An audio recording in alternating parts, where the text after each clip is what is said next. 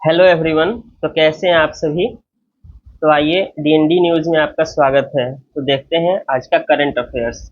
तो पहला जो न्यूज़ है वो है झारखंड हाई कोर्ट ने सरकार को परीक्षा के दौरान इंटरनेट बंद करने से रोक दिया है। तो देखिए अभी हाल ही में असम में भी एग्जाम हुआ था, वहाँ भी परीक्षा के दौरान इंटरनेट को बंद कर दिया गया था।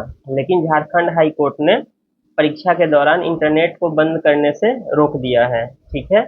और यह क्यों रोका गया है, क्योंकि अब इंटरनेट जो है संविधान के अनुच्छेद 19 के अंतर्गत एक मौलिक अधिकार है। तो इसी के आधार पर इन्होंने इसको रोक दिया है। नेक्स्ट।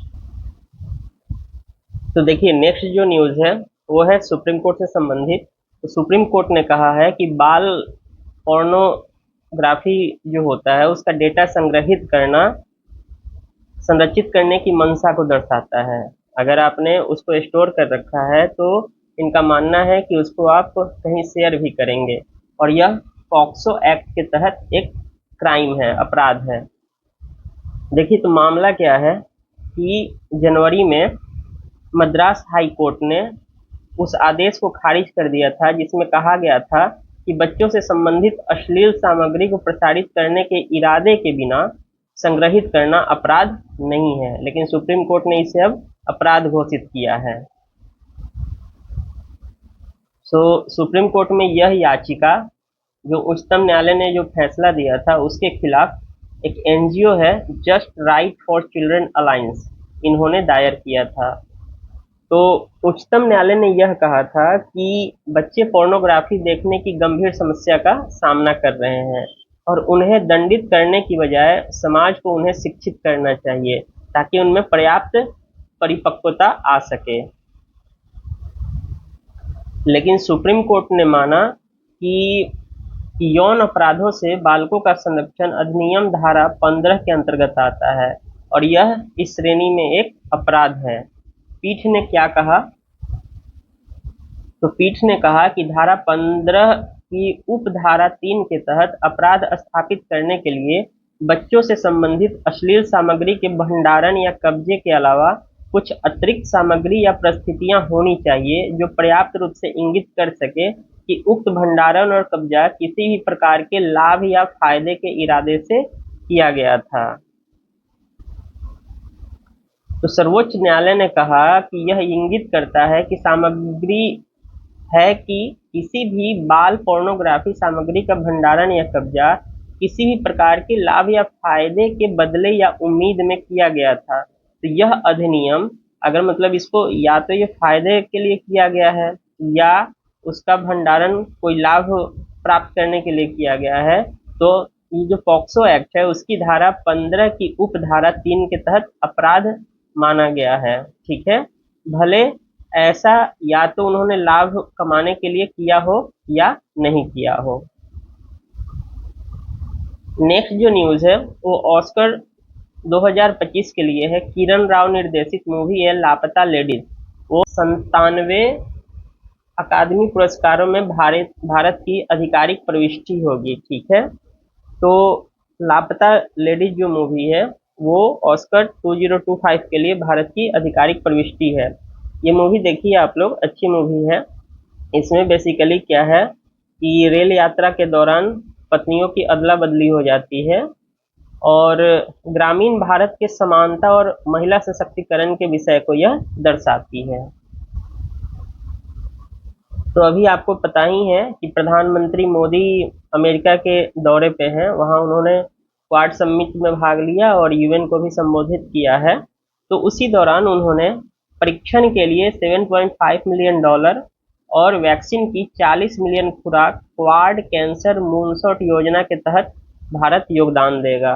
ठीक है। तो बेसिकली जो ये $7.5 मिलियन परीक्षण के लिए दिया जा रहा है, यह कार्यक्रम 2016 में शुरू हुआ था और अमेरिका की कैंसर मूनशॉट पहल का एक विस्तार है। इसका उद्देश्य अब क्या है? यह प्रशांत क्षेत्र में समग्र कैंसर देखभाल पारिस्थितिकी तंत्र को मजबूत करेगा। तो देखिए मैंने अभी आपको बताया कि जो क्वाड कैंसर है वो मूनशॉट 2016 से शुरू हुआ था और इसकी शुरुआत अमेरिकी कैंसर मूनशॉट पहल के द्वारा किया गया है। इसका उद्देश्य क्या है कि जो हेल्थ सेक्टर है उसमें इंफ्रास्ट्रक्चर को डेवलप करना है, रिसर्च को बढ़ावा देना है, डेटा सिस्टम का निर्माण करना है, और जो कैंसर है उसकी रोकथाम करना, उसका पता लगाना, उसका उपचार करना है। और इससे फायदा क्या होगा कि इंडो पैसिफिक क्षेत्र में लगभग 40 देश हैं जो समग्र रूप से कैंसर से पीड़ित हैं, तो वहां पर क्या होगा, एक इकोसिस्टम का निर्माण होगा।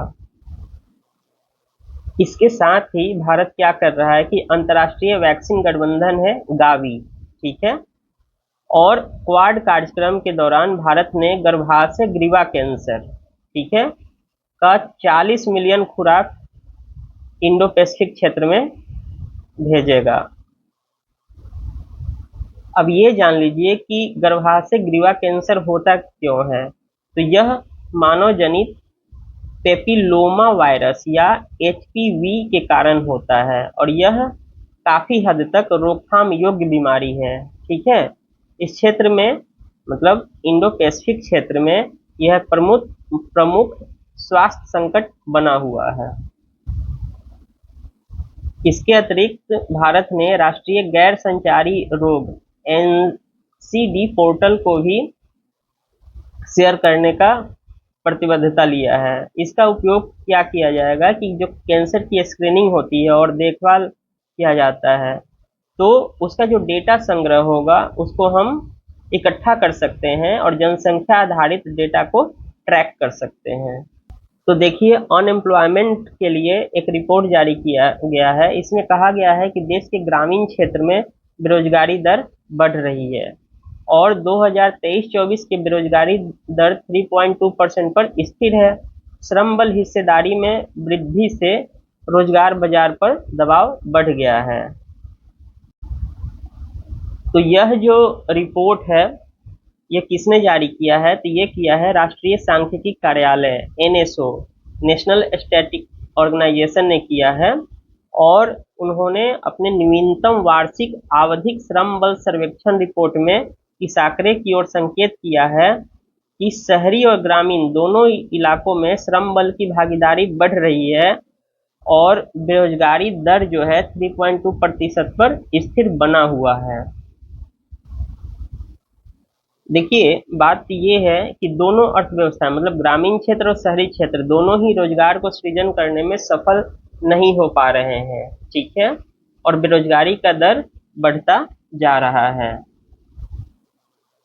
महिलाओं के संबंध में क्या कहा गया है, तो महिलाओं की बेरोजगारी दर 2023-24 में बढ़कर 3.2% हो गई है, जो 2022-23 में 2.9% थी, ठीक है। और देखिए, अप्रैल 2017 से यह सर्वे वार्षिक रूप से हो रहा है। पहले यह क्या होता था कि 5 साल पे सर्वे आता था, और पहले जो है यह सर्वे एनएसएसओ करता था, एनएसएसओ, ठीक है। तो ये ध्यान रखिएगा, क्योंकि जो रोजगार और बेरोजगारी पर आंकड़े इकट्ठा जो किया जाता है, अब कौन कर रहा है, तो एनएसओ करता है। तो ये पीटी के लिए महत्वपूर्ण है। तो देखिए, 2017-18 में पूरे देश में बेरोजगारी दर 6% था। और देखिए, इसका मापन कैसे होता है, तो सामान्य स्थिति में रोजगार का निर्धारण सर्वे की तिथि से पहले के 365 दिनों की अवधि के आधार पर किया जाता है। तो जो सर्वे का तिथि निर्धारित किया गया है, उससे पहले 365 दिन क्या स्थिति रही है, उसी अवधि के आधार पर इस रोजगार का निर्माण, जो ये रिपोर्ट है, उसको तैयार किया जाता है। ताजा आंकड़ों से यह भी पता चला है कि श्रम बल हिस्सेदारी दर में वृद्धि हो रही है, लेकिन उसी अनुपात में हमारे यहाँ रोजगार क्या है, सृजित नहीं हो रहा है। इससे यह भी पता चलता है कि आबादी का कितना प्रतिशत लोग रोजगार मांग रहे हैं। जैसे 2023-24 में 60.1% लोग रोजगार मांग रहे थे, जो 2022-23 में कितना था, 57.9% था, ठीक है। तो ये बढ़ गया है। देखिए, इंडिया यूएस रिलेशनशिप में अमेरिका में खुलेंगे 2 नए वाणिज्यिक दूतावास। तो प्रधानमंत्री मोदी जी ने कहा कि हम बॉस्टन में और लॉस एंजलिस में दोनों जगह कार्यालय खोलेंगे। क्यों? क्योंकि इन शहरों में भारतवंशियों की संख्या बढ़ रही है। नेक्स्ट जो न्यूज है, पाकिस्तान के आईएसआई को मिलेगा नया चीफ, ठीक है, और उनका नाम क्या होगा, लेफ्टिनेंट जनरल मोहम्मद असीम मलिक जो होंगे नए जो है आईएसआई चीफ होंगे, ठीक है। ये आईएसआई क्या है, एक खुफिया एजेंसी है, इंटर सर्विसेज इंटेलिजेंस इसे कहते हैं। देखिए आरबीआई ने एक रिपोर्ट जारी किया है, उसमें कहा है कि एनआरआई डिपॉजिट्स क्या हुए हैं, बढ़े हैं, ठीक है। विदेश में रह रहे भारतीयों ने जमा किया 93% अधिक धन, और सबसे ज्यादा जो आवक मतलब प्रवाह हुआ है किस जमा में हुआ है, किस योजना में, तो वो है एफसी एनआरबी में, ठीक है। और देखिए ये क्या होता है, जैसे आपने पढ़ा होगा इकोनॉमी में दो तरीके के, जैसे बैलेंस ऑफ पेमेंट के बारे में आपने सुना होगा, तो दो तरीके के अकाउंट होते हैं, एक होता है करेंट अकाउंट और एक होता है कैपिटल अकाउंट। तो जो कैपिटल अकाउंट होता है उसी के अंतर्गत एनआरआई डिपॉजिट आते हैं।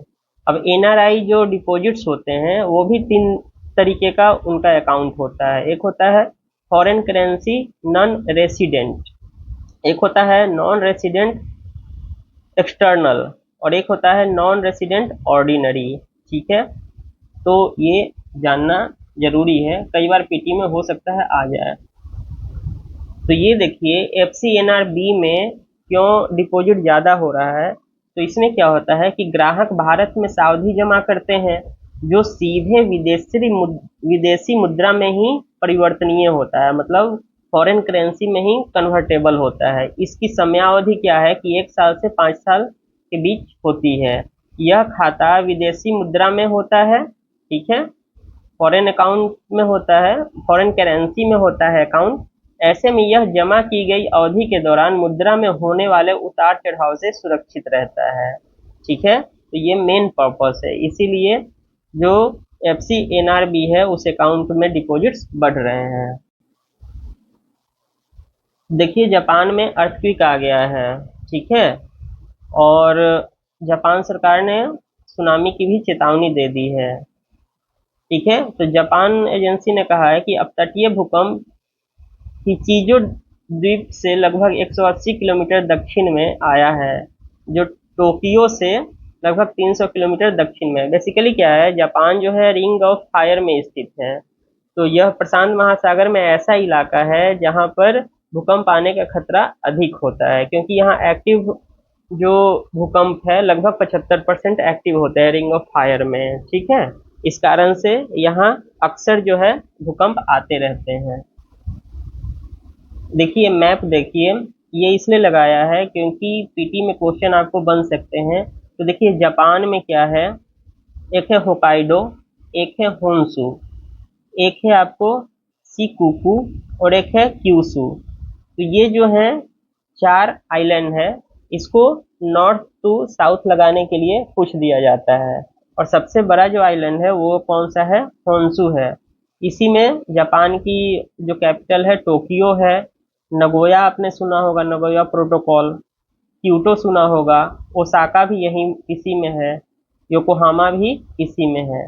तो ये ध्यान रखिएगा, नॉर्थ से साउथ होकाइडो, होन्शु, शिकुकु और क्यूशु, ठीक है। तो देखिए तिरुपति लड्डू विवाद चल रहा है, और इसमें जो है एफएसएसएआई इन्होंने जो घी की आपूर्तिकर्ता कंपनी है उसको नोटिस भेजा है, ठीक है। तो जो खाद्य निकाय है उन्होंने AR dairy food private limited से पूछा है कि खाद्य सुरक्षा एवं मानक विनियमन 2011 के प्रावधानों के उल्लंघन के लिए उनका केंद्रीय लाइसेंस क्यों नहीं निलंबित कर दिया जाए, ठीक है। तो हमें ये जानना जरूरी है कि जो फसाई है FSSAI food safety and standard authority of India, ये क्यों निर्मित की गई है, इसका कार्य क्या है। तो देखिए जो फसाई है एफएसएसएआई उसको खाद्य सुरक्षा तथा मानक अधिनियम 2006 के अधिनियम के अनुसार स्थापित किया गया था, और यह किस मंत्रालय के अंतर्गत आता है, तो वो स्वास्थ्य एवं परिवार कल्याण मंत्रालय के अंतर्गत आता है। इसका उद्देश्य क्या है, तो ये मानकों का निर्धारण करता है, ठीक है, किस तरीके का खाद्य पदार्थों के विनिर्माण, भंडारण, वितरण, बिक्री, आयात आदि पर यह नियंत्रण रखता है ताकि मानव उपभोग के लिए सुरक्षित तथा संपूर्ण आहार की उपलब्धता सुनिश्चित की जा सके। इसके 4 क्षेत्रीय कार्यालय भी हैं। तो इसके जो 4 क्षेत्रीय कार्यालय हैं वो कौन कौन से हैं? तो जो नॉर्थ उत्तर क्षेत्र में गाजियाबाद है, पूर्वी क्षेत्र में कोलकाता है, पश्चिमी क्षेत्र में मुंबई है और दक्षिण क्षेत्र में चेन्नई है।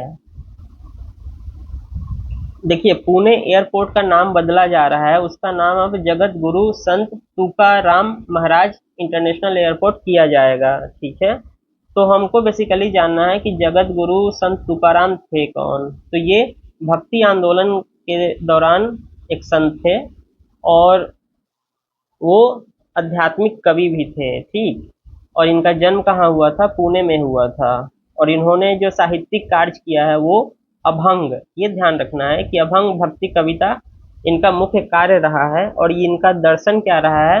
वरकरी जो वैष्णव संप्रदाय का ही एक अंग है, उसी पंथ को इन्होंने आगे बढ़ाया था, वरकरी। ठीक है, तो इनका दर्शन क्या रहा है? वरकरी वैष्णव संप्रदाय के अंतर्गत। और ये संयुक्त राष्ट्र सम्मेलन में सर्वसम्मति से पारित हुआ भविष्य के लिए सहमति पत्र। ठीक है, तो संयुक्त राष्ट्र ने आपसी टकराव के बावजूद जलवायु परिवर्तन जैसे मुद्दों से पैदा हो रहे चुनौतियों से निपटने के लिए जो है भविष्य के लिए सहमति पत्र पर हस्ताक्षर किया है और एक ब्लूप्रिंट जारी किया है। ठीक है, और इस सहमति पत्र में 5 क्षेत्रों पर मुख्य फोकस किया गया है।